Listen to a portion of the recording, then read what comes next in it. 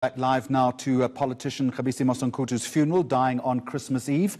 Let me take you to the West Park Cemetery here in Johannesburg, and there you see reporter Tshegohaco Moagi. Tshegohaco, good afternoon to you.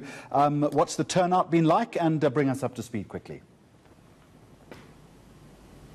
Good afternoon, Jeremy. It's been a lot of people that have come out here to pay their last respects to Khabisi Mosunkutu. He has officially been laid to rest at his last resting place here at the West Park Cemetery, and a lot of the people that are here wearing ANC regalia. Of course, he was a member of the ANC, and he was also a founding member of COSATU and of CWU, the Communications Workers Union. And joining me, Jeremy, is the CWU's General Secretary Aubrey Chabalala, just to give us some highlights of what he will remember about Khabisi Mosunkutu. So, Aubrey, thank you so much for joining us here at eNCA. What would you remember most about Mr. Mosunkutu?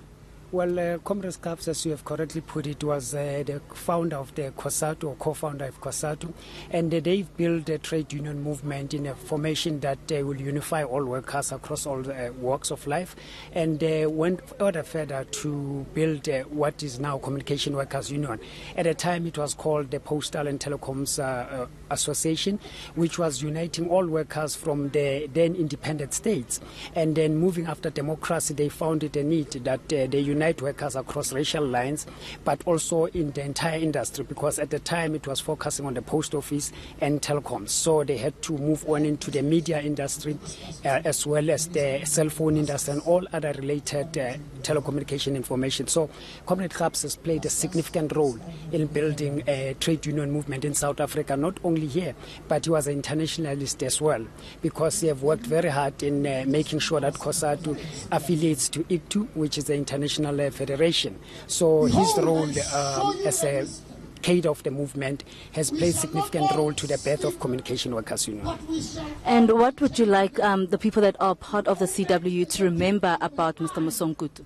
Well, an upright leader, as many speakers have said, uncorruptible, and he was very strong in what he believed in. And you'll recall him recently when he was an MEC for transport, how he dealt with the violence in the taxi industry. That shows a strong leader, strong character that will be able to drive a mandate that has been given by the people. But he was always a man that always put people before him. And we have seen then through even to the last days of his life, he's never prioritized himself as a MEC. He went to the public hospital to be serviced by the ordinary people as an ordinary person. So we can learn a lot from Comrade Khabs. I can say those shoes are too big to fill. He was the first president of Porto, and he became later on the general secretary of Porto, which built Communication Workers Union. Thank you so much for your time, Aubrey. That there, Jeremy, Aubrey Chabalala, just giving us details about what he will remember about Khabisi Mosunkutu as he is laid to rest today. And Jeremy, I just want to let you know that the eulogy that was delivered by the Premier, Gauteng Premier David Makhura, he did mention that there was a lot of talk when Mr. Mosunkutu died on Christmas Eve that he was actually neglected by the ANC, but the Premier today is saying that that is not the case, hence he has been given this particular special provincial funeral. All right, Tshegohaco Moagi live at the West Park Cemetery here in Johannesburg.